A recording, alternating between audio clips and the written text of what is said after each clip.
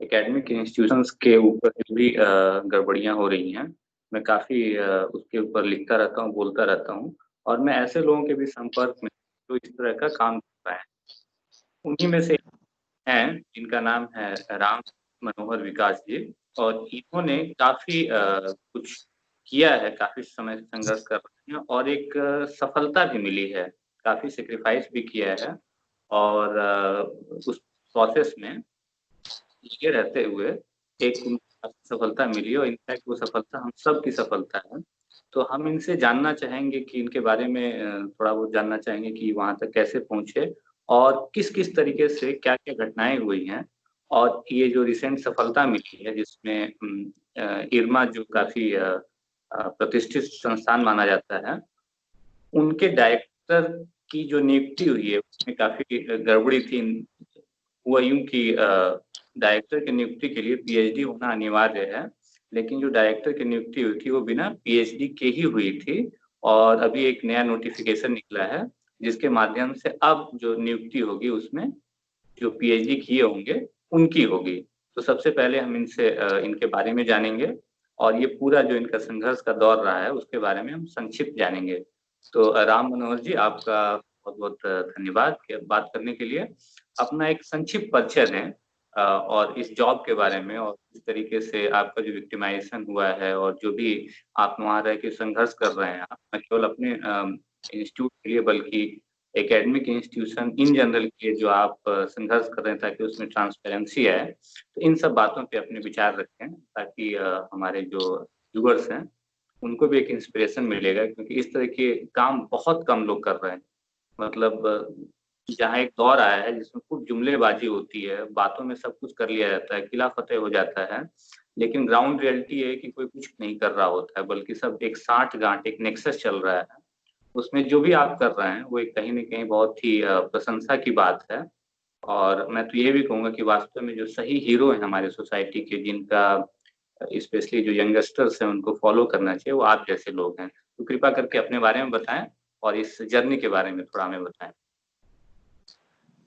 बहुत-बहुत धन्यवाद इस मौका के लिए और मैं शुक्रगुज़ार हूँ आपका और आपके ज़रिए और आपके माध्यम से मैं सबको अपना नमस्कार और अपना ग्रैटिट्यूड व्यक्त करना चाहूँगा, जो इस तरह के लोगों को सपोर्ट करते हैं और उनको सुनते हैं। मेरा नाम राम मनोहर विकास है, मैं बिहार का रहने वाला हूँ और मैं 2014 में इरमा ज्वाइन किया, इंस्टीट्यूट ऑफ रूरल मैनेजमेंट आनंद और असिस्टेंट प्रोफेसर के पद पे ज्वाइन किया, मार्केटिंग मैनेजमेंट एरिया में ज्वाइन किया और उसके बाद मैं यहाँ लगभग 4 साल से ज़्यादा 2018 7 जून 2018 को अचानक एक फ़ोन आता है मेरे पास और फ़ोन पे जो डायरेक्टर ऑफ़िस है उस ऑफ़िस में जो असिस्टेंट है डायरेक्टर की, वो बोलती हैं कि 11 बजे डायरेक्टर ने बुलाया है। तो मैं गया 11 बजे, वहाँ डायरेक्टर ऑफ़िस में तो मैंने बोला कि हाँ, मैं आ गया हूँ, डायरेक्टर का ऑफ़िस बंद था, दरवाज़ा बंद था, तो मैं बाहर ही बैठ गया और 11 बज के 2 मिनट या 3 मिनट पे दरवाज़ा खुला और डायरेक्टर बाहर आए और उन्होंने मुझे अंदर बुलाया। अंदर बुलाया तो मैंने देखा 3 लोग और थे वहाँ पे, माधवी मेहता, ये तीनों प्रोफ़ेसर हैं, माधवी मेहता, प्रोफ़ेसर माधवी मेहता, प्रोफ़ेसर प्रमोद कुमार सिंह और प्रोफ़ेसर परेश भट्ट, ये 3 लोग थे वहाँ पे और डायरेक्टर श्री हितेश भट्ट भी वहीं पे थे। तो हितेश भट्ट ने पहले तो काफ़ी गुणगान किया मेरा कि तुम्हारा पढ़ाने का तरीका बड़ा अच्छा है और स्टूडेंट्स काफ़ी बड़ाई करते हैं तुम्हारा। फिर रिसर्च के मामले में बोला कि रिसर्च का तो कोई सानी ही नहीं है। मेरा एक पब्लिकेशन ए स्टार एक जर्नल है, जर्नल ऑफ कंज्यूमर रिसर्च, वो दुनिया के बेस्ट मार्केटिंग एरिया के बेस्ट 10 जर्नलों में से में उसका स्थान है। तो फिर वो पूछे कि अभी क्या कर रहे हो, फिर वो बोलते हैं कि तुम्हारा बिहेवियर अच्छा नहीं है, जो एक अक्सर लोगों का इल्जाम लगाने का एक तरीका होता है, लेबलिंग होता है, एक प्रक्रिया होती है जिसमें आप किसी को लेबल कर देते हैं कि तुम ये हो वो हो। तो मैं समझ गया कि ये असाधारण मीटिंग नहीं है, और पहले भी कुछ हुआ था जिससे मुझे इसका आभास तो था, लेकिन मुझे ये आभास नहीं था कि अचानक मुझे बुलाया जाएगा और कमरे में 3 लोग होंगे जो एम्बुश हो, जिसको जिसको अंग्रेजी की भाषा में एम्बुश बोलते हैं, कि ऑल ऑफ अ सडन आप एम्बुश करते हैं। ये जो गुरिल्ला पद्धति है जिसमें एम्बुश, और ये बिल्कुल आतंकवादियों की प्रवृत्ति है और ये तकनीक है उनका। तो अब आप अकेले हैं और आपसे और बोले फिर कि तुम या तो अभी सामने रिजिग्नेशन लेटर लिखो, नहीं तो हम तुमको टर्मिनेट करेंगे। और टर्मिनेट करेंगे कहकर उन्होंने एक टर्मिनेशन लेटर बढ़ा दिया टेबल पे, जो एक बीच में मेज रखा हुआ था उसमें उन्होंने बढ़ा दिया। तो मैं बोला मैं किस लिए रिजाइन करूं, 4 साल मैंने पढ़ाया है और मेरा परफॉर्मेंस अच्छा रहा है, और आप खुद ही बोलते हैं कि अच्छा रहा है। तो ये मैं तो इसको स्वीकार नहीं करूंगा, और मैं रिजिग्नेशन नहीं दूंगा, क्यों दूंगा। तो उसके बाद फिर वो चिल्लाने लगे, बट अब उन सब चीजों का कोई मतलब नहीं है। वो चिल्लाने लगे, फिर फाइनली मैंने बोला कि रिजिग्नेशन तो मैं नहीं दूंगा। फिर वो लेटर एक्नॉलेज करके मैं आ गया। हुआ यूं कि जब 2017 में इनका अपॉइंटमेंट हुआ, हितेश भट्ट का, ये तो उस दिन की बात मैंने बताई कि 7 जून 2018 को उन्होंने उस रूम में ऐसा किया। और सबसे एक अजीबोगरीब बात ये हुआ कि जब तक मैं उस रूम से अपने कमरे, अपने ऑफिस तक आता, 7 जून को ही इन्होंने मेरा इंटरनेट सब बंद कर दिया। और आप शिक्षण संस्थान में रह चुके हैं, आईआईटी में, आपको पता होगा कि हम शिक्षक और जो रिसर्च वगैरह लोग करते हैं, तो अपना सारा सामान, अपना जो क्योंकि ऑफिस में ज्यादा समय आप बिताते हैं, तो सारा आपका रिसर्च का सामग्री वहीं पे होता है। जो और मैं तो प्राइमरी रिसर्च करता हूँ, प्राइमरी डेटा कलेक्ट करके मैं एथनोग्राफर हूँ, और हमारी तकनीक भी बहुत अलग है जिसमें हम फील्ड नोट्स लिखते हैं, हम इंटरव्यूज लेते हैं, ट्रांसक्रिप्शन करते हैं। तो ये सारा डेटा उसी में था, जो कॉलेज का कंप्यूटर था उसमें, और जो डिफरेंट उसके सर्वर्स पे रखे हुए थे सामान, वो सब का एक्सेस बंद हो गया मेरा। तो ये चीज उन्होंने उस वक्त किया। और इसका जो जो जो शुरुआत कहाँ से हुआ, जिसका मैं जिक्र करना चाहूंगा। तो सबसे पहले तो ये हुआ कि ये जब 1 नवंबर 2017 को इनकी नियुक्ति हुई एज ए डायरेक्टर, तो मैं इनफॉर्मल मीटिंग्स में लोगों से बोला कि भाई ये कैसे हो सकता है, ये आदमी तो पीएचडी ही नहीं है। तो इसकी तो इसकी इसकी इसकी नियुक्ति तो होनी नहीं चाहिए थी, क्योंकि जो एडवर्टाइजमेंट निकला था ईपीडब्ल्यू में, ईपीडब्ल्यू 12 अगस्त का जो इशू है 2017 का, उसमें ये क्लियरली लिखा हुआ था कि पीएचडी होना चाहिए, पोस्ट पीएचडी एक्सपीरियंस होना चाहिए, और प्रोफेसर के बाद कितना साल का एक्सपीरियंस होना चाहिए, ये सारा कुछ उसमें दिया हुआ था। और ये किसी भी चीज को के ऊपर में फिट नहीं बैठते थे। और उसके साथ में एक बहुत बड़ी चीज ये है कि आपका जो जो जो भी बॉस होगा, डायरेक्टर तो आपका बॉस ही है, तो आपका इवैल्यूएशन करेगा वो। अब उसने कभी रिसर्च किया नहीं, एक भी पेपर नहीं, एक वर्किंग पेपर तक नहीं छापा है, लिखा है, एक वर्किंग पेपर भी नहीं लिखा है, एक C grade D grade journal में भी कभी उसने कुछ भी नहीं लिखा है। और वो आदमी मेरा रिसर्च को इवैल्यूएट कैसे करेगा? नहीं कर सकता है, उसमें एबिलिटी ही नहीं है। मैंने पीएचडी किया हुआ है, मेरा वो मूल्यांकन कैसे कर सकता है? मूल्यांकन कर ही नहीं सकता है। और मैं उसके अंडर में अगर काम करूं तो मेरा मूल्यांकन करने वाला तो ऐसा होना चाहिए ना जिसके पास उसकी उस तरह की क्वालिफिकेशन या खूबियां हो। और जो नियम जो बनाते हैं वो तो एप्लीकेशन ऑफ माइंड, एक बहुत सारे लोग मिलते हैं, बैठते हैं, सोचते हैं, समझते हैं और नियम बनाते हैं। तो वो नियम तो ऐसा ही नहीं है। एक कहावत है रूल ऑफ लॉ, तो ये तो complete violation of rule of law था। तो मैंने उसको इनफॉर्मल मीटिंग्स वगैरह में या बातचीत में मैंने ये चीज कहा था कि ऐसा तो नहीं होना चाहिए। उस वक्त मेरा एक कोर्स चल रहा था, मेरा ऑप्शनल कोर्स चल रहा था, 2 कोर्सेज मैं पब्लिक पॉलिसी एंड मार्केटिंग और informal marketing and market places 2 course पढ़ा रहा था आखिरी टर्म में। और ये टर्म खत्म होता है करीब मार्च आखिर में खत्म होता है, मार्च अप्रैल में यही होता है, कॉन्वोकेशन वगैरह होता है। और उस बीच में एक चीज और हुआ कि एक मीटिंग हुआ जिसमें ये बता रहे थे कि हम 21 करोड़ का कुछ बनाने जा रहे हैं, हॉस्टल्स वगैरह बनाने जा रहे हैं। और उसमें एक 12 करोड़ का ग्रांट, अब एक्चुअल अमाउंट नहीं बता रहे हैं, लेकिन जो उस मीटिंग में बात हो रही थी उसकी मैं बात कर रहा हूँ। 12 करोड़ का ग्रांट आएगा एनडीडीबी से और 9 करोड़ ये कॉर्पस से पैसा निकाल के लगाएंगे।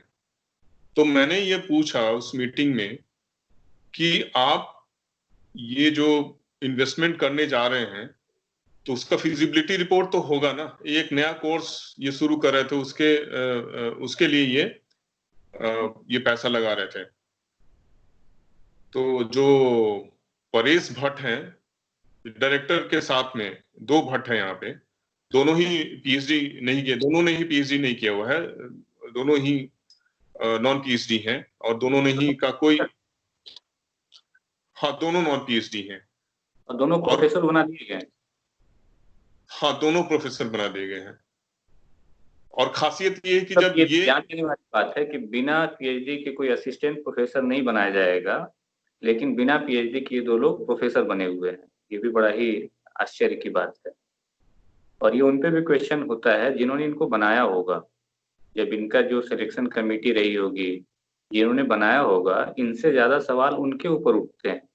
अभी मतलब ये पूरा एक जो चल रहा है, ये काफी उसमें लोग इन्वॉल्व हैं ऐसा लगता है। हाँ हाँ हाँ बिल्कुल बिल्कुल, आपका कहना बिल्कुल सही है।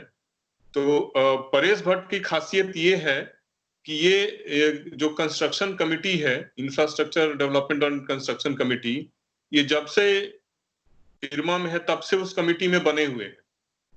और इनके ऊपर में भी काफी सारी चीजें हैं जो अभी इस समय मैं वो सब नहीं बताऊंगा, क्योंकि अभी उसका शायद ये फोरम नहीं है, दूसरा फोरम में बात हो सकता है। तो ये परेश भट्ट ने बोला कि नहीं, हमारा कोई फिजिबिलिटी रिपोर्ट नहीं है। तो मैंने बोला कि आप इतना पैसा इन्वेस्ट कर रहे हैं, क्योंकि इरमा का जो कॉर्पस है, तो इरमा का कॉर्पस में जैसा लोग बताते हैं कि कुछ कमी आ गई थी। तो 2012 में जो प्रणब मुखर्जी उस समय फिनांस मिनिस्टर थे, तो 2012 के बजट में बजटरी एलोकेशन 25 करोड़ का किया था। गवर्नमेंट ऑफ इंडिया ने 25 करोड़ का पैसा, 25 करोड़ रुपया इरमा को दिया था डेवलपमेंटल वर्क्स या फिर सैलरी और जो भी है, मतलब उसका क्या एमओयू है वो मुझे नहीं पता, लेकिन 25 करोड़ का ग्रांट सेंट्रल गवर्नमेंट ने दिया था। तो जब आप कॉर्पस से पैसा निकाल रहे हैं और आप ऐसा चीज कर रहे हैं कि उसका बेसिक जो डॉक्यूमेंट, आप डिटेल प्रोजेक्ट रिपोर्ट तो बनाइएगा ना, फिजिबिलिटी रिपोर्ट तो बनाइएगा ना, वो भी कुछ भी नहीं था। तो उनकी उनको उनको उनके चेहरे पे झल्लाहट मैंने देखा। जो हितेश भट्ट हैं डायरेक्टर, वो झल्ला गए इस क्वेश्चन पे। और उसके तुरंत बाद इन्होंने नियुक्ति की रेजिडेंट इंजीनियर की, बिना कोई एडवर्टाइजमेंट के। तो मैंने मेल लिखा कि आपने बिना एडवर्टाइजमेंट के नियुक्ति कैसे की, क्या खासियत था, जिस खासियत बताया जाए कि कुछ तो उसके उसी में उन्होंने बड़ा धमकी वाला लिखा, धमकी वाला ही मेल था कि जिसमें ये लग रहा था कि मुझे उस पे कुछ विशेष कार्य करेंगे, अपना दुरुपयोग करेंगे। तो उसका उसका उन्होंने उसमें बताया था। और तो ये पहला तो ये हो गया कि इनके पास क्वालिफिकेशन नहीं था। दूसरा, जब मैंने इनको पूछा कि ये आप पैसा खर्च कर रहे हो, इसका कुछ लेखा जोखा तो होना चाहिए। आप फैकल्टी काउंसिल मीटिंग में आते हैं और डायरेक्टली बोलते हैं कि भूमि पूजा के लिए चलो। उसके पहले कुछ भी नहीं बताया था। उसी भूमि पूजा के ही दिन बताया कि हमारा 21 करोड़ लगेगा, हम ये हॉस्टल्स बनाएंगे, 12 करोड़ आएगा एनडीडीबी से, 9 करोड़ हम लगाएंगे अपने कॉर्पस निकाल करके। आरटीआई के द्वारा जब हमने ये पता किया तो 11.54 करोड़ का ग्रांट एनडीडीबी ने दिया इरमा को कंस्ट्रक्शन के लिए। और उस कंस्ट्रक्शन के लिए इन्होंने बिड जो मंगाया, उस बिड में केवल 3 लोग पार्टिसिपेट किए, जिसमें से 2 लोगों को टेक्निकल ग्राउंड्स बता करके हटा दिया गया और मात्र एक ही बिडर जो बचा था उसको उन्होंने काम दे दिया। और बीइंग अ सिविल इंजीनियर, मैंने इनसे पूछा था, आरटीआई में मैंने मांग किया कि जो भी आपका डॉक्यूमेंट्स है उसमें वो सारा मुझे दिया जाए। तो इन्होंने टेक्निकल स्पेसिफिकेशन छोड़ करके वो एक 300-350 पन्ने का छोड़ करके इन्होंने बाकी कुछ भी नहीं भेजा मुझे। जैसे यूनिट रेट क्या था, कितना क्वांटिटी ऑफ वर्क कितना था, जो शेड्यूल ऑफ बिल्स उन्होंने नहीं भेजा, बिल ऑफ क्वांटिटी नहीं भेजा उन्होंने। लेकिन मुझे केवल टेक्निकल स्पेसिफिकेशन, जो मूर्ख बनाने वाली टेक्निकल स्पेसिफिकेशन में भी क्या हुआ, उसमें M20, मैं तो सिविल इंजीनियर हूँ, M20 लिखा हुआ है। जो आईएस कोड है, आईएस 456/2000 है, उसमें क्लियरली लिखा हुआ कि जो भी M20 कंक्रीट है वो वॉल्यूमेट्रिक मिक्स से नहीं होगा। मतलब कि आप वो एक तगाड़ी बालू डाल दिया, 2 बेलचा सीमेंट डाल दिया, ऐसे नहीं कर सकते हैं। उसको किलो वेट के हिसाब से होता है। जो M20 मतलब कंक्रीट होता है, वो वे बैचर से ही होता है। वे बैचर उन्होंने कुछ लगाया नहीं, तो उसका सारा वीडियो है मेरे पास। वो जो बेसिक जो सिविल इंजीनियरिंग का प्रोसेसेस है वो कुछ नहीं उन्होंने किया। लेकिन अब उसके बेसिस पे आप अगर आर्गुमेंट करें तो काफी बात डाइवर्ट हो जाएगा। लेकिन सबसे सीधा सपाट ये था कि कितना स्क्वायर फीट आपने कंस्ट्रक्शन किया, उसके बेसिस पे आप एक बॉल पॉइंट फिगर तो आ सकता है। तो जिस बिल्डिंग का ये बताते हैं कि 11.5 करोड़ का है, वो कभी हो ही नहीं सकता है। तो मेरा तो ये कहना है, उसका मेरे पास डॉक्यूमेंट्स नहीं है। ऑफ कोर्स लोग अगर इसके ऊपर में जांच करें तो पता चलेगा। लेकिन बीइंग अ सिविल इंजीनियर मैं बिल्कुल ये कह सकता हूँ कि उसमें से काफी बड़ा अमाउंट, क्योंकि इसमें हुआ क्या है कि ग्रांट किसने दिया, एनडीडीबी ने दिया। उसका इंजीनियरिंग किसने, वो पीएमसी कॉन्ट्रैक्टर कौन था, मतलब जो बिड निकाला या फिर बिड सिलेक्शन किया या फिर जो देख रेख कर रहा है, उसको पीएमसी बोलते हैं, प्रोजेक्ट मैनेजमेंट कंसल्टेंट। तो पीएमसी कौन था, तो पीएमसी भी एनडीडीबी था। उसका जो इंजीनियरिंग विंग है वो था, उसने ही बिड निकाला, उसने ही वेंडर सेलेक्ट किया, उसने ही सारा स्पेसिफिकेशन बनाया, उसने ही शेड्यूल ऑफ रेट में अप्रूव किया। और वो फील्ड पे आकर भी वही देख रहा है कि काम कैसे हो रहा है, नहीं हो रहा है। उसका जो रनिंग बिल है वो भी वही पास कर रहा है, वही बना, मतलब उसको अप्रूव कर रहा है।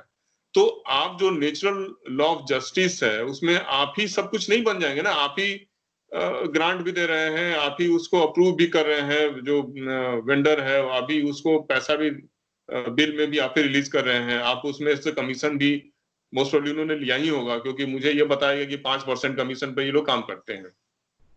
कोई भी प्रोजेक्ट ये पीएमसी में देखते हैं तो उसका 5%, अब वो फिगर मुझे एग्जैक्ट नहीं पता है, लेकिन एनडीडीबी के ही कुछ उससे लोगों से पता चला मुझे।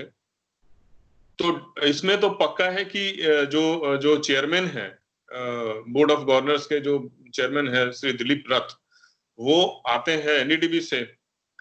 तो और जो बाकी जो लोग हैं, जैसे एक संग्राम सिंह चौधरी हैं, श्री संग्राम सिंह चौधरी हैं, वो एनडीडीबी में थे लेकिन अभी वो मदर डेयरी में है। उनके ऊपर में तो जो झारखंड झारखंड में जो लोकायुक्त है उसने इंडाइक्ट किया। उन्होंने उनको उनका जो झारखंड यूनियन है, झारखंड का जो भी संस्था है, दूधों की संस्था है, मिल्क कोऑपरेटिव है, उसमें काफी सारे धांधली और काफी सारा लूट का उसने उजागर किया है। अब ये बात अलग है कि ये वो सब जुडिस है और ये बोलते हैं कि नहीं नहीं हम सेंट्रल गवर्नमेंट के हैं, तो खैर नहीं, वो सब जुडिस है वो अपना। लेकिन इतना तो है, फैक्ट ये है कि इंडाइक्ट, लोकायुक्त ने इंडाइक्ट किया है। वो हो गया। फिर जो अमूल के जो एक एमडी है, सोधी है, वो है। फिर एक यूमी करके संस्था है, अभी तो उससे रिटायर कर गए हैं, तुषार शाह, ये हैं। तो ये सारे लोग हैं। और ये अब कैसे क्या करते हैं नहीं करते हैं वो मुझे नहीं पता है, लेकिन इनका कुछ ना कुछ तो एक रोल रहा ही है, जो कि इस तरह के डायरेक्टर को, जिनका की क्वालिफिकेशन नहीं है, अदरवाइज कोई मतलब नहीं बनता है। क्योंकि इंटरनल सिस्टम में भी यहाँ पे लोग थे जो जो पीएचडी किए हुए हैं। अगर इनको बाहर से लोग नहीं मिले, बाहर से भी काफी इनका तो लिस्ट एआईसीटी ने मुझे जो दिया था 21 एप्लीकेंट में, एक आईएम अहमदाबाद के हैं जो 10 साल तक इरमा में उन्होंने पढ़ाया, फिर अभी आईएम अहमदाबाद में है। मैं आपको एक बात बताऊं कि मैंने एक आरटीआई किया था एनआईटी अरुणाचल के लिए। एनआईटी अरुणाचल काफी रिमोट एरिया में है। उसके डायरेक्टर के लिए 60 से ज्यादा आवेदन थे। तो इरमा के लिए आवेदन ना आए हों, ये तो ऐसे ही है कि मतलब विश्वास ही नहीं होता, क्योंकि ये मेनलैंड इंडिया है एक तरीके से, काफी जो है गुजरात में। ऐसा हो ही नहीं सकता कि क्वालिफाइड लोग वहां पे अप्लाई न करें। तो ये समझ में आता है कि कहीं ना कहीं इनको ही करना था। और जिन लोगों ने किया उन्होंने नियमों को ताक पे रखते हुए, शायद जो उनको भरोसा है कि वो कभी अकाउंटेबल नहीं ठहराए जाएंगे, वो बच निकलेंगे, उन्होंने किया है। और तो ये पूरा जो है उनको बनाना और आपका विक्टिमाइजेशन, क्योंकि आप क्वेश्चन कर रहे थे, आप कह रहे थे कि ये गड़बड़ी हो रही है, वो हो रही है। तो कहीं ना कहीं मेरे हिसाब से आपके माध्यम से उन्होंने सबको एक मैसेज देने की भी कोशिश की होगी कि अगर क्वेश्चन पूछोगे तो यही हाल हम करेंगे तुम्हारा। क्योंकि अदरवाइज आप देखिए कि उसी दिन टर्मिनेशन देना, सब कुछ ब्लॉक करना। किसी संस्थान में आपने जीवन के 4 साल ऑलरेडी दे चुके थे, इतनी क्या दुश्मनी थी कि आपको तुरंत तुरंत जो है टर्मिनेशन लेटर देना, विद इन आवर्स जो है सब कुछ ब्लॉक करना। ये सब यही दिखाता है कि वो आपके माध्यम से बेसिकली दूसरों को संदेश देना चाहते थे, ऐसा मुझे लगता है। आपका कहना बिल्कुल सही है।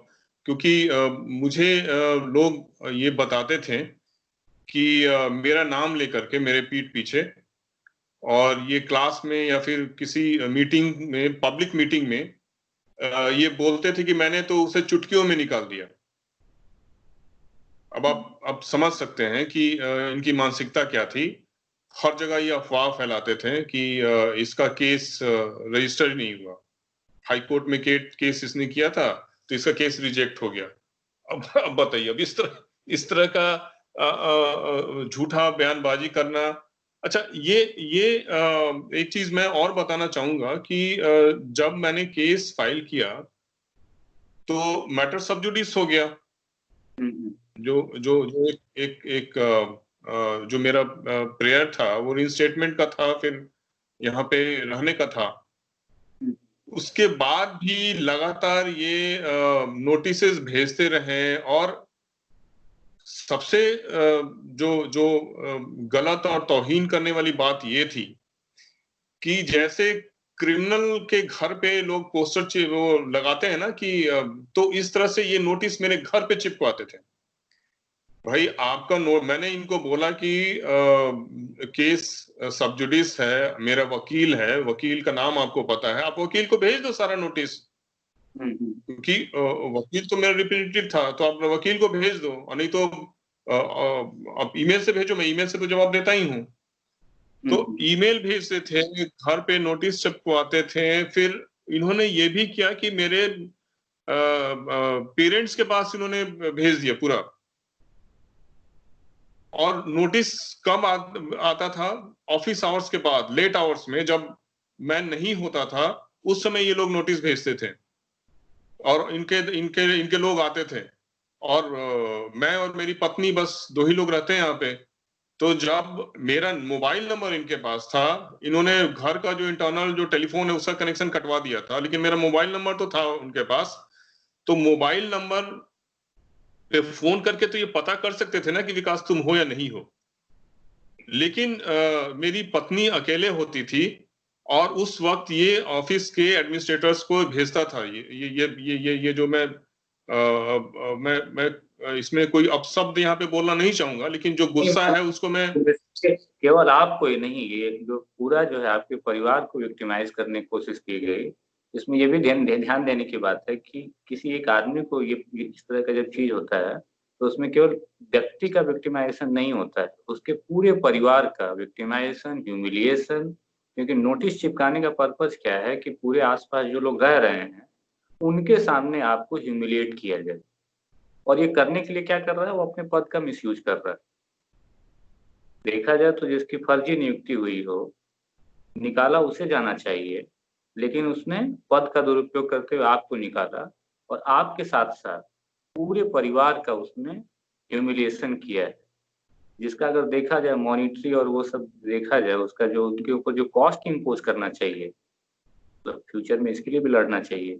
बहुत ही ह्यूज कॉस्ट जो काम किया है, एक पढ़े-लिखे हाइली एजुकेटेड व्यक्ति का, एक रिसर्चर का इस तरह का अपमान करना और उसके पूरे परिवार का अपमान करना, ये बहुत ही घटिया काम है, बहुत ही दंडनीय अपराध है और इनको सज़ा भी मिलनी चाहिए। फ्यूचर में इसके लिए भी मेरे ख्याल से लड़ाई लड़नी चाहिए। हाँ, इसका इसका एक एडमिनिस्ट्रेटर जो था, वघेला नाम है उसका, वो तो अभी यहाँ नहीं रहता है, अभी इंस्टीट्यूट में उसका एक्सटेंशन था। और भेजता किसको था? भेजता था जिसका की एक्सटेंशन है इंस्टीट्यूट में, वो कुछ रिटायर हो चुका है या फिर जो कॉन्ट्रैक्ट पे है उसको भेजता था। तो ये वघेला तो एक दिन घर के अंदर आके बैठ गया, ड्राइंग रूम में आके बैठ गया। ये तो क्रिमिनल ऑफेंस है ना, क्रिमिनल ट्रेसपासिंग है।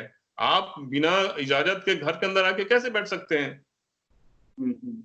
और इसका एक एक जो फियर साइकोसिस होता है, वो एक अलग होता है ना। घर में एक अकेली महिला है, आप बिल्कुल। नित्य प्रतिदिन भेज रहे हैं, बिना मतलब का किसी का उसका कोई औचित्य नहीं है।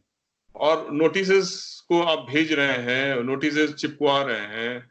और हुआ ये कि 30 नंबर को जब मेरे मम्मी-पापा और मेरा लड़का यहाँ पे आए थे लोग छुट्टियों में, तो एक तो पहले ही इसने भेजा मेरे घर पे मम्मी-पापा के पास भेजा मेरा नोटिस। मेल भी भेजता था, नोटिस चिपकवाता भी था और मम्मी-पापा के पास भी भेजा। अब बताइए जो एल्डरली लोग हैं, उनके उनके उनके मानसिक जो जो जो साइकोलॉजिकल स्ट्रेस होगा, वो कितना ज़्यादा बढ़ गया नहीं, बिल्कुल ये कि सारा ही। उनको क्योंकि उनको मैं तब तक मैं बताया भी नहीं था कि ये चीज़ हुआ। ये मैंने उनको नहीं बताया था और ये उसने उनको बताया, तब उन्होंने फ़ोन किया कि विकास ये सब आया, ये क्या हो गया? और वो काफ़ी काफ़ी सदमे में थे, काफ़ी दिन तक बहुत सदमे में थे। उनको मैंने बहुत समझाया कि नहीं-नहीं देखिए ये सब होता है, इसमें अगर आप सच के लिए लड़ रहे हैं। और मेरे पिता जी भी काफ़ी ईमानदारी से उन्होंने भी काम किया है, तो उनको समझने में ज़्यादा दिक्कत नहीं हुआ। लेकिन मदर को तो काफ़ी शॉक रहा, या फिर फादर को भी। ठीक है, आप जब खुद यंग होते हैं तो आपका एक अपना एक वजूद होता है, लेकिन आप जब बुजुर्ग होते हैं तो आपके बच्चे होते हैं, तो आप बच्चों के लिए भी उतने ही पैशनेट होते हैं। आप हुँ, मोह माया का जंजाल फिर वैसे ही बढ़ते जाता है ना। तो आप जब खुद यंग होते हैं तो आप आज़ादी से जो भी आपको करना होता है करते हैं। लेकिन जब आप खुद बुजुर्ग होते हैं, आप कितने भी ऑनेस्ट रहें, लेकिन आपका बच्चा अगर को दिक्कत हो, तो तो आप चिंतित हो जाते हैं ना। तो वो चिंतित हो गए। और जब नवंबर में आया तो इसने क्या एक नोटिस भेजाया कि मैं तुम्हारा पानी बिजली काट दूँगा। बताइए। 5 दिसंबर तक अगर नहीं घर छोड़े तो तुम्हारा पानी बिजली काट दूँगा। तो फिर मुझे मजबूरन यहाँ जो लोकल कोर्ट था उसमें मैंने सिविल सूट फाइल किया, इंजंक्शन के लिए फाइल किया मैंने कि ये कार्रवाई नहीं हो।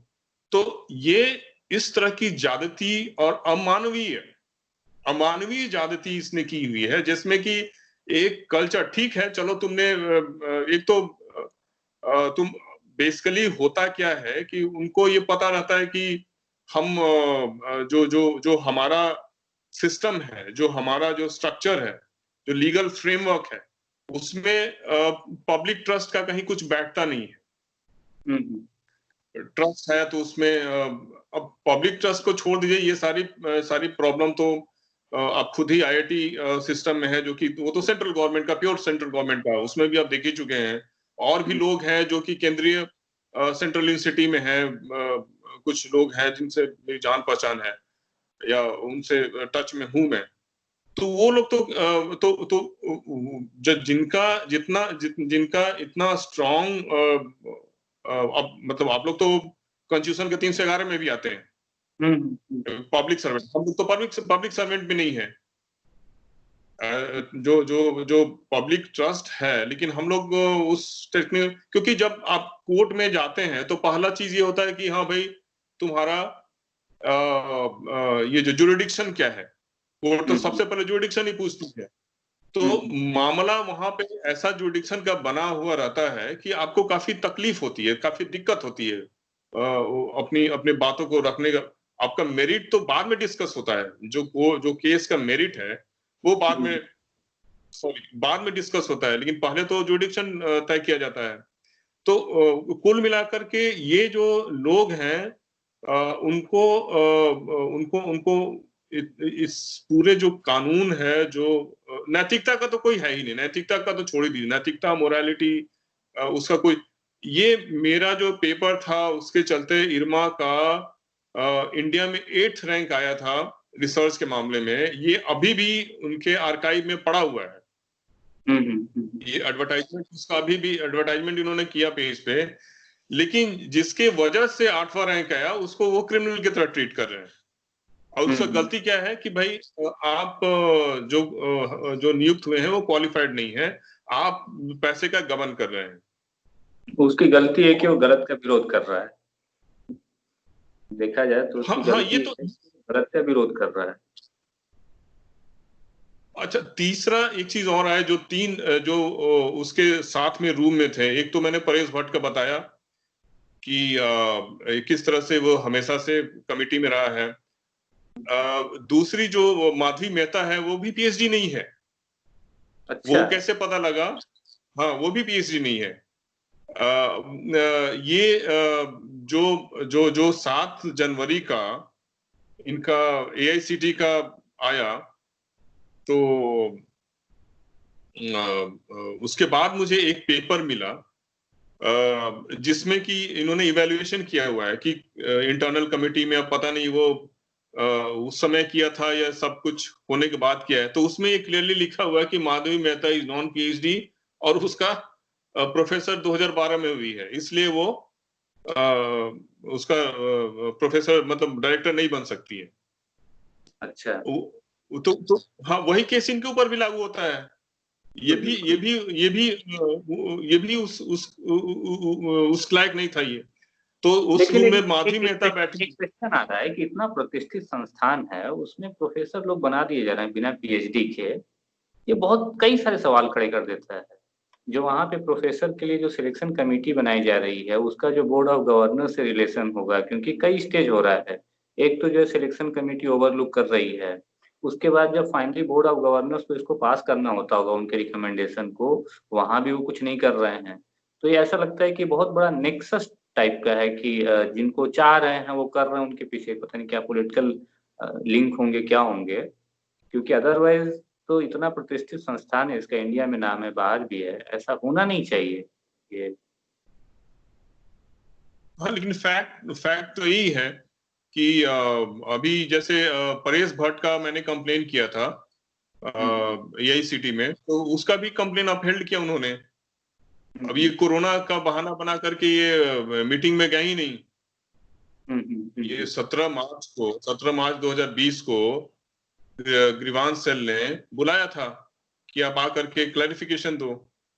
तो मेरा रिप्रेजेंटेटिव तो गया था वहां पे, ये बहाना बना दिए कि कोरोना है, जो सारी ट्रेन या फिर फ्लाइट है, फ्लाइट तो 24 तारीख तक चला है और ये 17 तारीख को था मीटिंग वहां पे। और एआईसीपी का ऑफिस तो फंक्शन कर ही रहा था ना। आप बाकी जगह इधर उधर घूम रहे थे, जा रहे थे, और आपको जहां जाना, क्योंकि उनको पता है कि फिर ये डिफर हो जाएगा, उसके बाद से फिर टाइम कटते जाएगा, तब तक हम रिटायर हो जाएंगे। तो उसमें उसमें अच्छा, जो तीसरा जो हितेश भट्ट के अलावा जो उस कमरे में था, पीके सिंह, प्रमोद कुमार सिंह, उसकी खासियत ये है कि साल में वो 365 दिन से ज्यादा कंसल्टेंसी में काम कर लेता है। साल में केवल 365 दिन होता है, लेकिन पीके सिंह का जो जो जियोर्जियन कैलेंडर है उसमें 365 दिन है, लेकिन जो पीके सिंह का कैलेंडर है उसमें 365 दिन से ज्यादा है। और इसका एविडेंस है, 2 प्रोजेक्ट है। एक नेशनल हाइड्रो पावर कॉर्पोरेशन का प्रोजेक्ट है, उसमें उसने 289 दिन का क्लेम किया है कि 289 दिन का काम किया। उसको क्रेडिट पॉइंट ये लोग बोलते हैं, लेकिन क्रेडिट पॉइंट 1 दिन के बराबर होता है। तो वो उसका 289 दिन उसमें हुआ। और एक मिनिस्ट्री ऑफ रूरल डेवलपमेंट का एक प्रोग्राम होता है, national rural livelihood mission, NRLM होता है, नेशनल रूरल लाइवलीहुड मिशन। तो उसका एक दीनदयाल अंत्योदय योजना का इवैल्यूएशन इन लोगों ने किया था, जिसमें मैं भी था। संयोग से दोनों प्रोजेक्ट में मैं था। तो ये दूसरे प्रोजेक्ट में भी 120 दिन का काम किया, हालांकि क्लेम 100 उसमें जो फॉर्म है उसमें कुछ 89 या 80 दिन 82 दिन का है। तो देखा जाए तो ये साल भर में ये 365 दिन से ज्यादा का काम हो गया। तो 365 दिन से ज्यादा कैसे काम कर सकता है भाई? उसका मैंने उसका विरोध किया। तो उसके साथ में ही था जो तीनों लोग आए हैं। तो तीनों लोग का मैं कारण आपको बता देता हूं कि ये तीनों लोग उस रूम में थे। तो ये तीनों ही culprits, they are criminal offenders. PK Singh जो पब्लिक मनी का इम्बेजलमेंट जो किया है, मतलब जो उसका लूट किया है, तो वो तो मतलब जैसे डिक्टेशन होता है ना, कोई भी कमिटी बनती है तो उसमें उसका कन्वीनर पीके सिंह बनता है।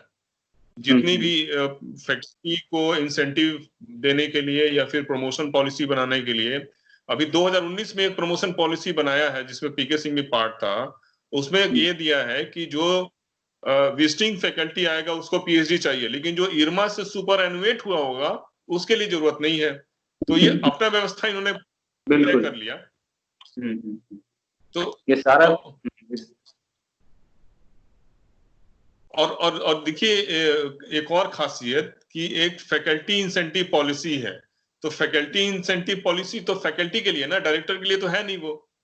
अब उसमें भी ये लाखों लाख रुपया कमा रहा है वो लेकर के पैसा वहां से। तो ये सारा सिस्टम, इरमा का जो कॉर्पस है उसी सिस्टम से पैसा जा रहा है ना। ये 13 लाख कुछ रुपया, 13.5 लाख रुपया फीस दे करके बच्चे आते हैं, देते हैं। तो ये तो फीस देते हैं कि भाई हमारा एक तो हमारा सैलरी होता है वो तो मिलता ही है।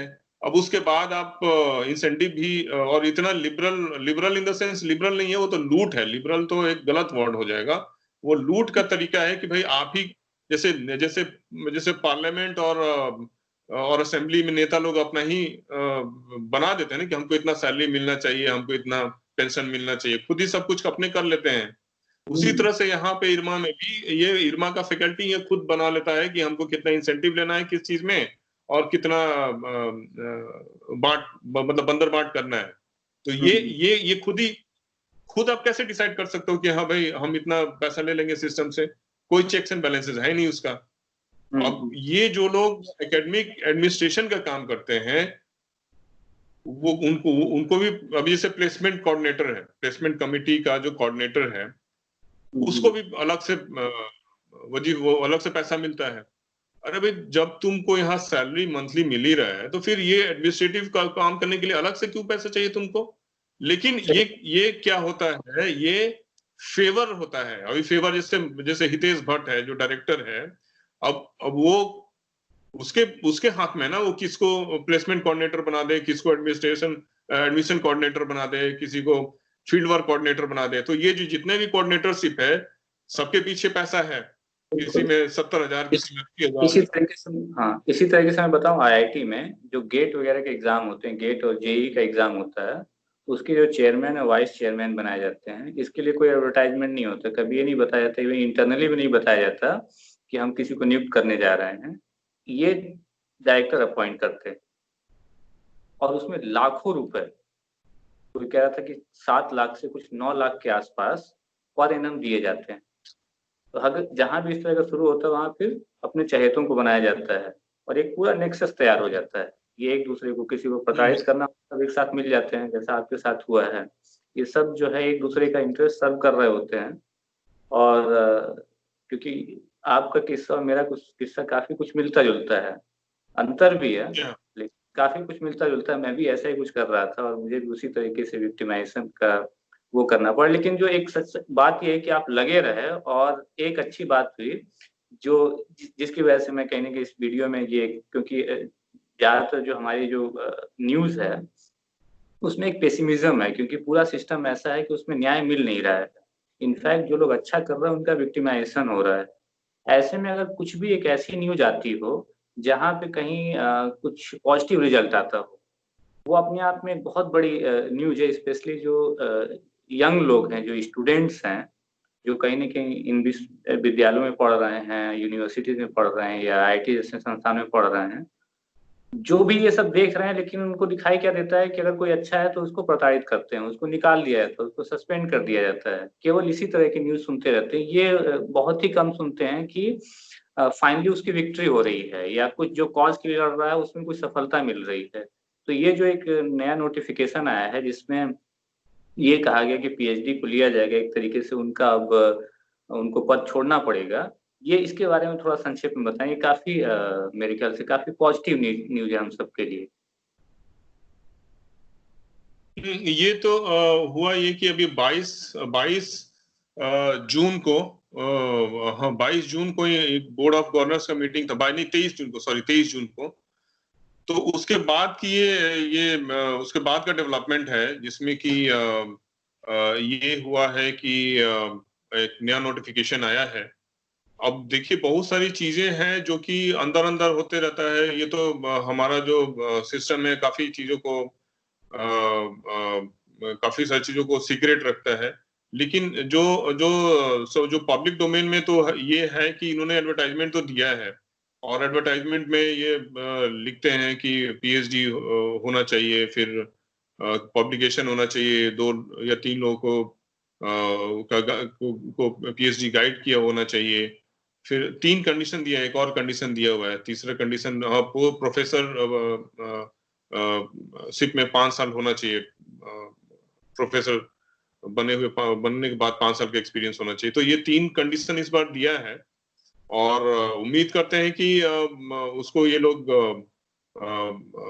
उसको मानेगा। लेकिन डेफिनेटली एक चीज तो तय है कि कुछ न कुछ तो हुआ ही है। अदरवाइज ये लोग तो अभी जैसे ये था, ये डायरेक्टर की मैं बात कर रहा हूँ, ये तो सबसे मीटिंग में ही बोलता था। इसका देखिए इतना हास्यास्पद इसका कभी कभी कुछ बयान रहा है। मेरे हिसाब से तो ये पब्लिकली मुझे बोलने में इसका संकोच नहीं हो रहा है कि इसको कहीं ना कहीं कुछ मानसिक तौर पे प्रॉब्लम भी है। क्योंकि इस तरह से जो अभी मैं आपको बताऊं, मैं तो इसको एक मेल लिखने वाला हूं कभी भी। ये एक घटना का मैं जिक्र कर रहा हूं उसका।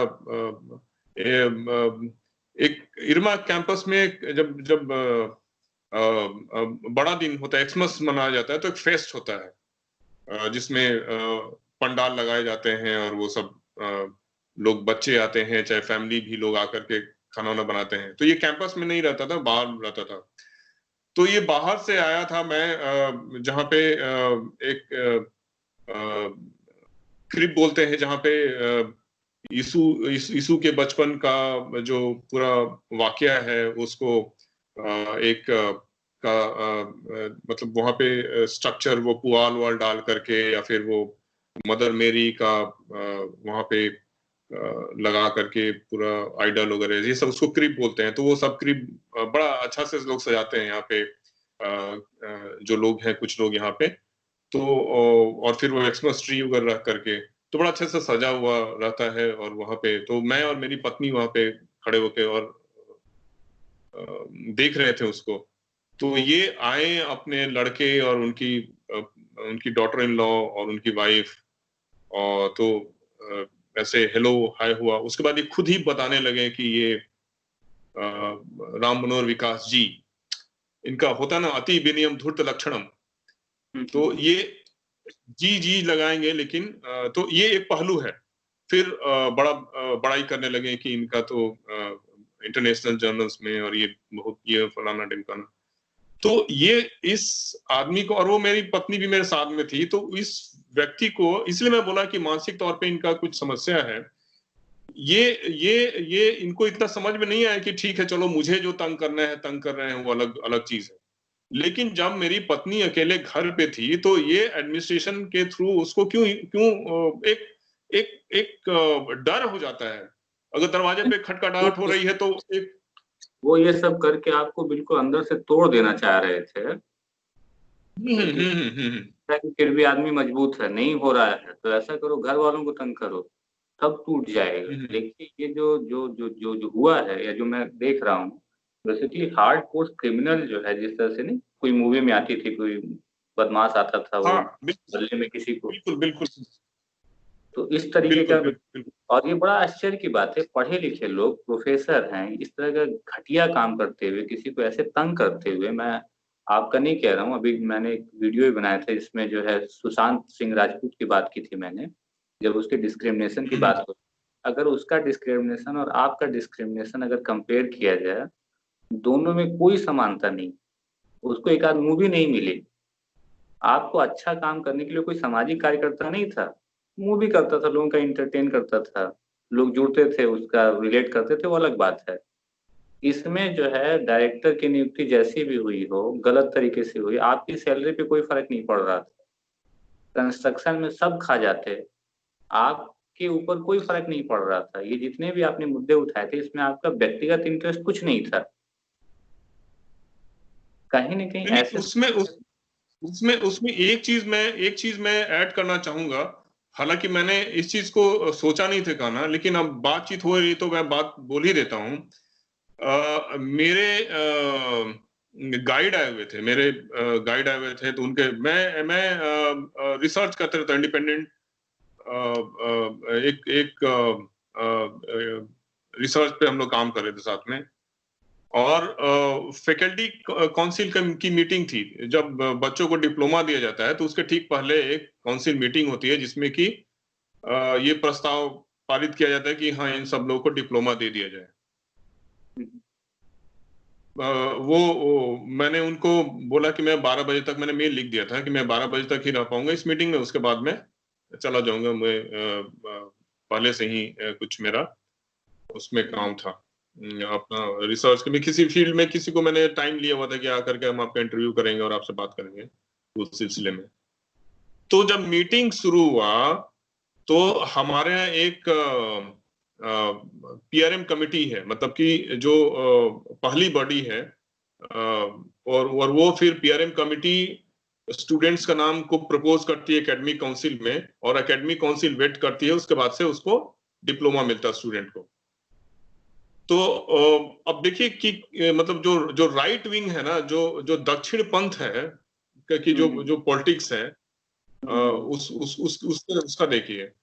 तो उसमें कुछ लोग हैं, मतलब उसमें से एक शख्स विवेक पांडे, वो था उस पीआरएम कमिटी में।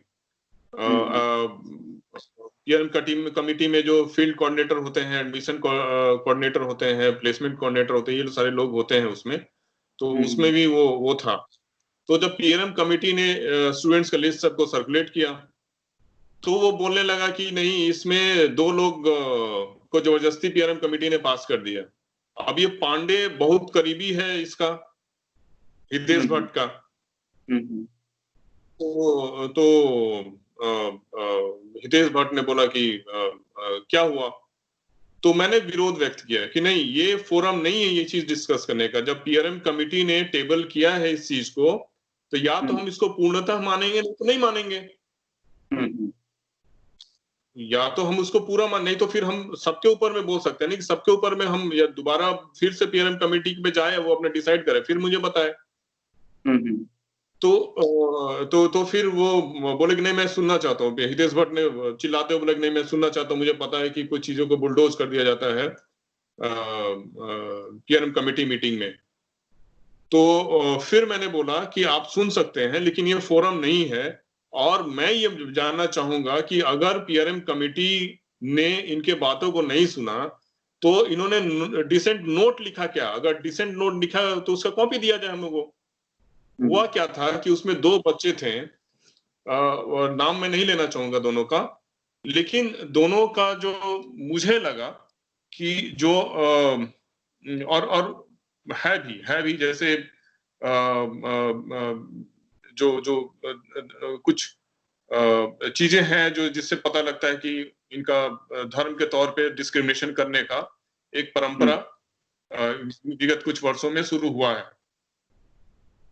तो वो 2 लड़कों के पीछे ये लोग थे कि नहीं उन 2 लड़कों को डिप्लोमा नहीं लेने देना। अब मैंने जब ये टेक्निकल ग्राउंड्स दिया कि ये तो फोरम नहीं है ये चीज डिसाइड करने का, जब ऑलरेडी पीआरएम कमेटी ने टेबल किया है, कोई डिसेंट नोट नहीं है, तो इसका कोई मायने नहीं रखता है यहाँ पे जो भी बोला जा रहा है। और उसके बाद ये वो दोनों लड़कों को भी उसमें शामिल किया गया, उन दोनों लड़कों को भी डिप्लोमा मिला। लेकिन उससे काफी चिढ़ गए जो पूरा एकेडमिक काउंसिल में जो अब देखिए अगर आप गलत कर रहे हैं तो आप जब टेक्निकली कॉम्पिटेंट नहीं है तो आप जवाब नहीं दे पाएगा ना। मैंने तो गलत बोला ही नहीं था। बिल्कुल। उसी तरह एक और मीटिंग में बोले कि 100% अटेंडेंस कंपल्सरी होगा। हम भी 100% कुछ दुनिया में है ही नहीं, परफेक्शन दुनिया में है ही नहीं ना। हमारा एक आंख दूसरे आंख से अलग अलग है, एक कान दूसरे कान से अलग अलग है।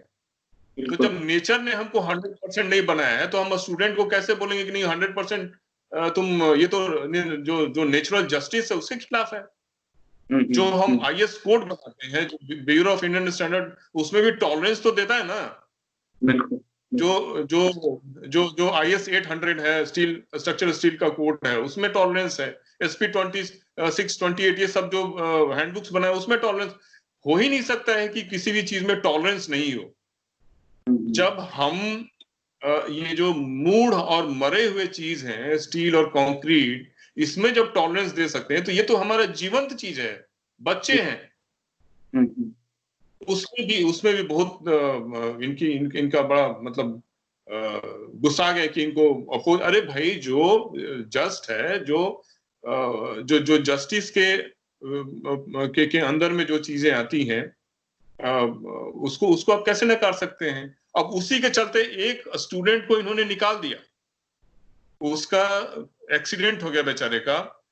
और उसने एक्सीडेंट हो गया, उसके बाद भी उसके मम्मी पापा आए यहाँ पे, उसको उठा करके उसके दोस्त लोग ले जाते थे क्लास में। वो चूंकि कुर्सी टेबल पे नहीं बैठ सकता था तो एक गद्दा रखा हुआ था, गद्दे पे वो बैठ करके क्लास अटेंड किया और मार्क्स भी एग्जाम्स में बहुत अच्छा लाया वो।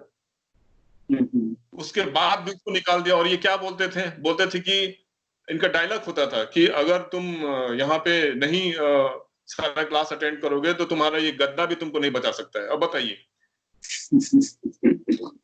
मतलब कितनी घटिया। अभी सही कह रहे हैं। समझ सकते हैं कि तुम्हारा गद्दा भी नहीं बचा सकता। अभी बताइए उस गद्दे का क्या दोष है भाई? नहीं, जो प्रोफेसर हैं जिनको एकेडमिक डिस्कशन और डिबेट या कोई एकेडमिक सॉर्ट ऑफ स्पिरिट में अगर ऑब्जेक्शन किया जाता है तो उसको उसी तरीके से लेना चाहिए। इसको ऐसे लेते हैं जैसे अपोज किया जा रहा है, जैसे अटैक कर रहा है कोई, और अपने पद का बिल्कुल मिसयूज कर लेते हैं। कुछ बात और मैं पूछना चाह रहा था कि जब ये सब हो रहा था तो आपके कुलीग वगैरह क्या रिएक्शन था? क्योंकि ऐसा देखने में आता है कि कहीं ना कहीं जब आपका विक्टिमाइजेशन हो रहा होता है तो आपके कुलीग भी कहीं ना कहीं डर जाते हैं। एक घटिया काम करते हैं कुल मिला के देखा जाए तो। प्रोफेसर है, पढ़ा लिखा है, इतना लर्नेड आदमी होने के बावजूद किसी आदमी का विक्टिमाइजेशन देखता रहता है और बोलता भी नहीं है। इनफैक्ट वो बच के निकल जाता है। वो मिल के भी कहीं ना कहीं एक तरीके से रास्ता बदल देगा या कुछ करेगा, आपको अवॉइड करेगा। क्या आपने ये सब भी फेस किया वहां पे? हाँ, हम तो उस समय से जब से टर्मिनेशन हुआ तब से बिल्कुल अकेले ही है, घर पे कोई आता जाता नहीं। बिल्कुल जो जो जो जो आइसोलेशन वो होता था ना, जो जो जीव होते थे, जो होलोकॉस्ट में जो ज्यूज का जो स्थिति होता था, जिसमें कि उनको घेटवाइज कर दिया जाता था। एक तो हमारे घर के ऊपर में भी वैसे जो ज्यूज के घर पे जो मार्किंग होता था, वो पोस्टर्स वैसे ही लगा दिया था। आई मीन जो भी नोटिसेस थे वो लगा हुआ था। और ये यहाँ संस्थान के जितने भी बाकी फैकल्टी लोग थे, तो वो ये नहीं इसलिए बात नहीं करते थे कि उनको उनको भी कुछ हानि पहुंचा देगा। कोई स्टाफ बात नहीं करता था। स्टूडेंट से भी मैं इन्होंने इन्होंने इन्होंने एक ये सबसे ये बोलते क्या थे कि स्टूडेंट को मैं बोल रहा हूँ। अरे स्टूडेंट को मैं क्यों बोलूंगा भाई, ये अफवाह उड़ाते थे। एक जगह इन्होंने रैबल राउजर करके वर्ड यूज किया है, जो कि काफी बुरा है, और उसका भी मैं कभी न कभी तो उसके ऊपर मैं भी कार्रवाई करूंगा।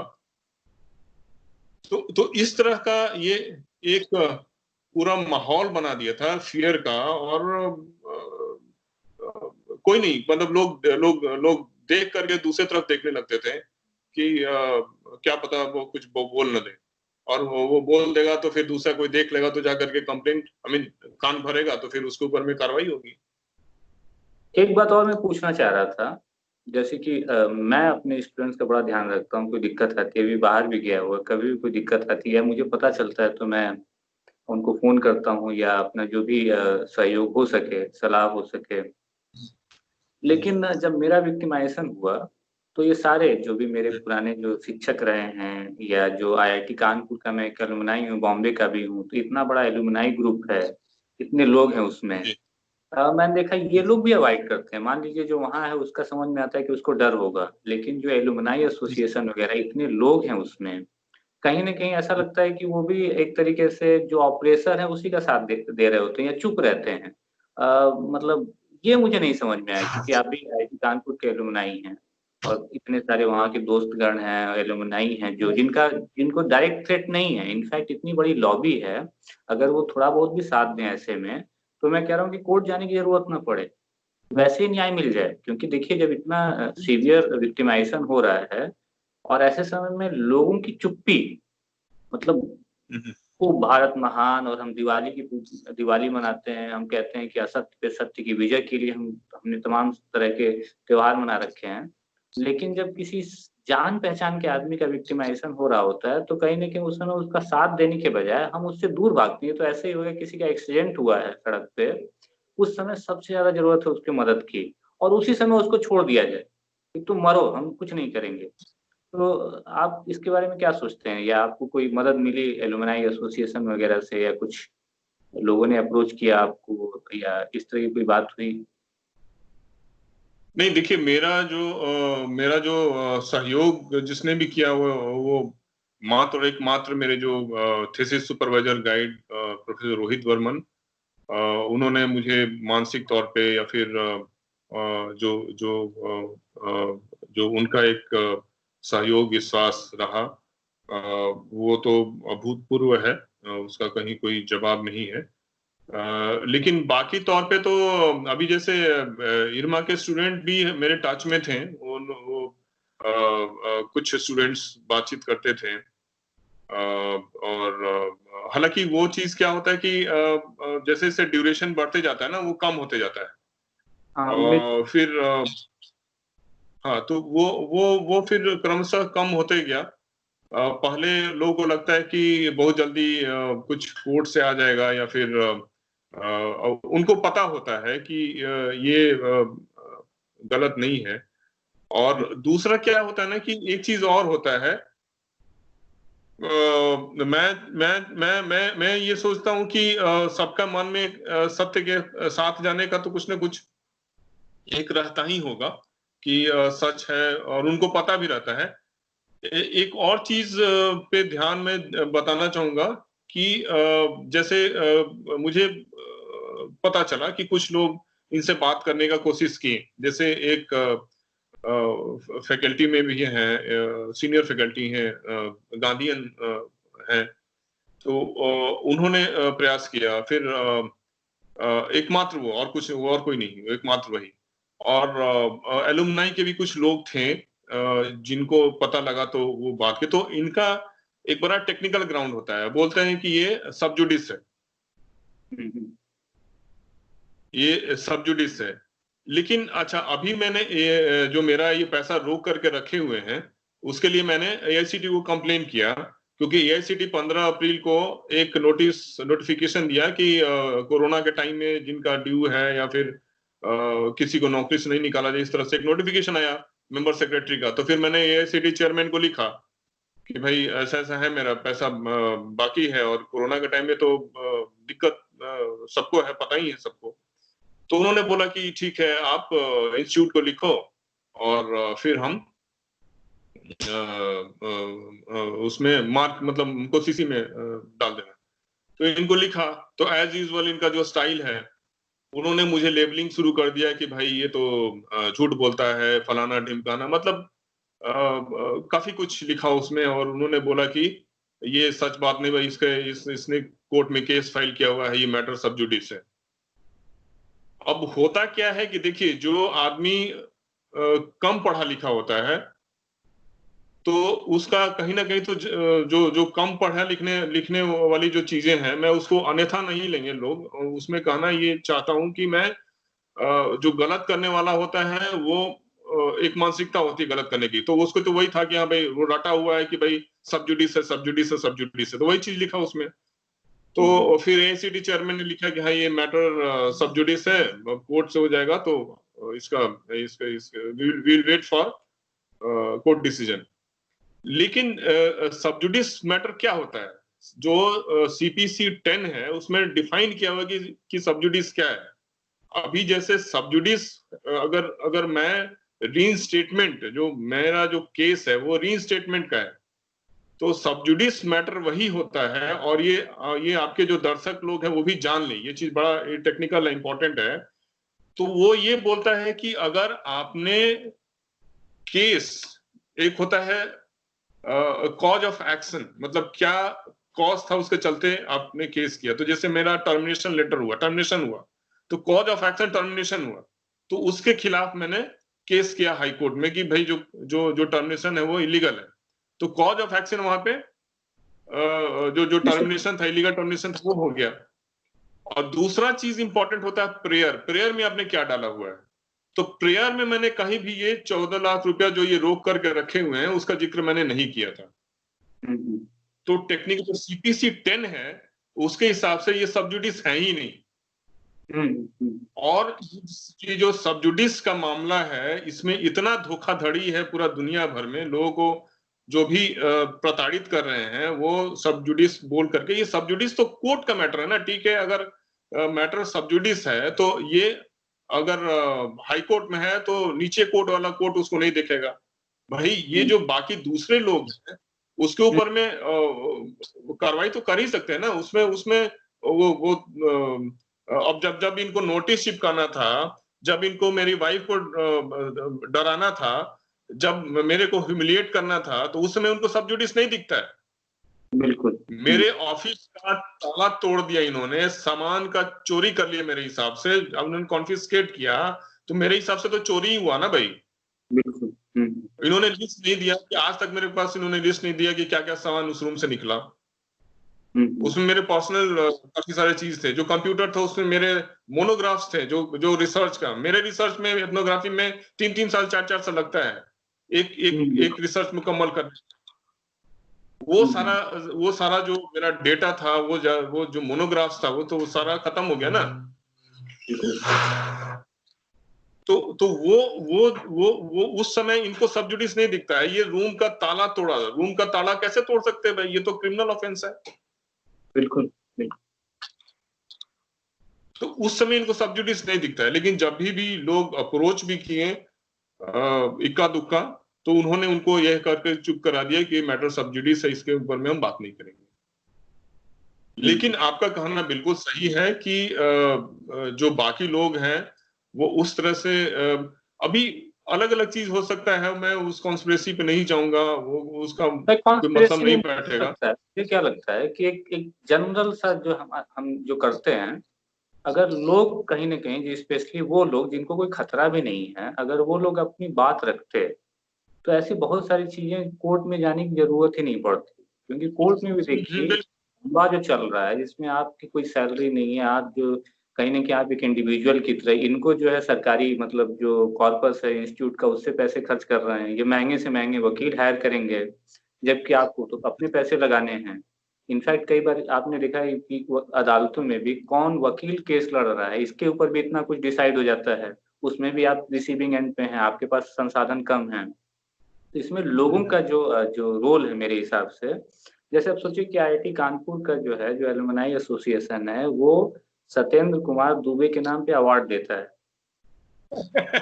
सोचिए कितना तो मतलब एक अपने आप में हास्यास्पद चीज़ ये हो रही है कि जो अवार्ड देता है उनके नाम पे, वही कहीं न कहीं उसी के एलुमनाई, जो सही चीज़ करने के लिए इनको प्रताड़ित किया जा रहा है, उनके साथ खड़ा नहीं है। तो आखिर ये जो धमकी, ये सब जो केवल दिखावटी, वास्तव में अगर आप कुछ कर नहीं रहे हैं, तो बातों का क्या करना? या मान लीजिए वेट ये करें कि इनको मार दिया जाए, है ना? ट्रू, मेरे ख्याल एग्जैक्टली से एग्जैक्टली वही मैं कहने वाला था। अ, मेरे ख्याल से काफ़ी समय हो गया, लोगों को भी काफ़ी कुछ इससे ज्ञान मिलेगा। हम यहाँ रोकेंगे। एक चीज़ मैं ये कहूँगा कि आप अपना ध्यान रखिए और अपनी सुरक्षा का भी ध्यान रखिए, क्योंकि जो लोग Yeah. ऐसे हैं, जो जिस तरीके का वो दिखा रहे हैं, वो किसी भी हद तक जा सकते हैं, वो किसी की जान भी मार सकते हैं। तो ऐसे में कहीं न कहीं आप अपना ध्यान रखिए और कोई साथ दे चाहे नहीं दे, मैं और मेरे ऐसे कुछ लोग जो लगे हुए हैं, वो आपके साथ बिल्कुल खड़े हुए हैं, है ना? वो कहीं नहीं छोड़ के जाने वाले, और कहीं न कहीं हमें लगता है आज नहीं तो कल, जैसे आपसे पहले भी जो बात हुई थी, एक चीज़ मुझे बड़ी प्रभावित करती है कि आप ये मान के चलते हैं कि ये लड़ाइयाँ लंबी हैं। तो कहीं न कहीं आपको धैर्य मतलब रखना पड़ेगा, हम सबको धैर्य रखना पड़ेगा, और आप माने हुए हैं, और फिर भी मुझे लगता है कि ऐसे कुछ लोग लगे रहे, तो कहीं न कहीं परिवर्तन आएगा। परिवर्तन लोग ही लाते हैं, और परिवर्तन भीड़ नहीं लाती। परिवर्तन जो है व्यक्ति लाता है। गांधी कोई भीड़ नहीं थे, गांधी जी अकेले थे, और भीड़ तो पीछे चलने लगी। तो शायद जब कभी बातें होंगी, जब कुछ परिवर्तन होगा, तो ऐसे समय में आप जैसे लोग भीड़ से बहुत अलग दिखाई देंगे। और इन्हीं बातों के साथ मैं अपने दर्शकों से भी अनुरोध करूँगा कि इस वीडियो को खूब शेयर करें, क्योंकि इस तरह की बातें मेरे ख्याल से काफ़ी लोगों तक पहुँचनी चाहिए, जो एकेडमिक इंस्टीट्यूशन में हो रहा है, जिस तरह से लोगों की प्रताड़ना हो रही है। आप देखिए इवन प्रिज़नर के साथ भी, कहीं न कहीं एक बार आपने प्रिज़न दे दिया तो उसको आप डिग्निटी से वहाँ रहने दे रहे हैं। ये रोज़ का जो जिस तरीके से ह्यूमिलिएशन है, नोटिस लगा देना, पूरे परिवार को प्रताड़ित करना, ये बिल्कुल ही अमानवीय है।